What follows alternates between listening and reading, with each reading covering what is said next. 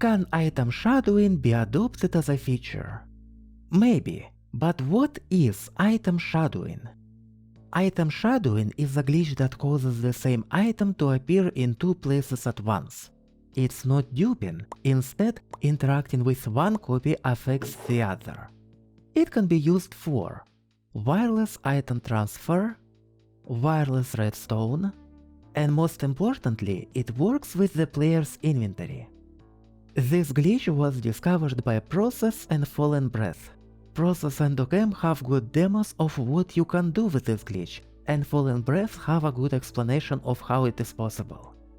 Unfortunately, it will likely be patched out by Mojang because it leads to an item duplication glitch. It's already patched out on Spigot.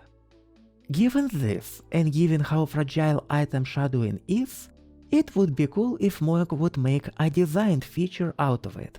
Something that doesn't break when you close the game or drag an item with your mouse. And here's the biggest challenge: chunk loading. Let's say you are a casual player and know nothing about chunks. You link an item to a container and you would expect this item to be refilled wirelessly at any distance. Except it stops working when a chunk with a container gets unloaded.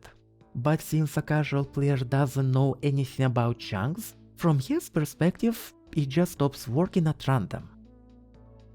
Yes, chunk loaders exist, but if we want item shadowing to become a designed feature available to everyone, including Bedrock players, we can't rely on obscure redstone contraptions.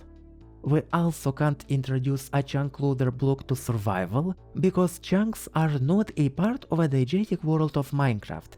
It's a technical bug and nuance that is there because it's a video game. We also can't make the current glitch stable and remove the duping part out of it, simply because of how the glitch works in the first place. It has to be a new and intentional feature. I have two options. Option A. Let's say there is a special enchantment that makes two items bonded. When you put such an item into a container, that container becomes a chunk loader. When one of two connected items gets loaded, it automatically loads the second item. This also opens the ability to load distant chunks after a server restart if you put one of the connected items as the spawn chunks. You might argue that it can be used to grief servers by intentional overload, but there are dozens of other ways to do so, and yet public servers with dozens of players exist. Option B. Let's say you have to do something very specific and very obscure to bond two item stacks. It's intentionally designed, but it's not exposed by the game to the player in any way. For example, iron farms since 1.14 have been designed in collaboration between developers and players, and yet, iron farms aren't a diegetic part of the game. A casual player is not expected to build one by himself in isolation. As long as you need the community to tell you about item shadowing, you can also rely on the community to explain how chunk loading works.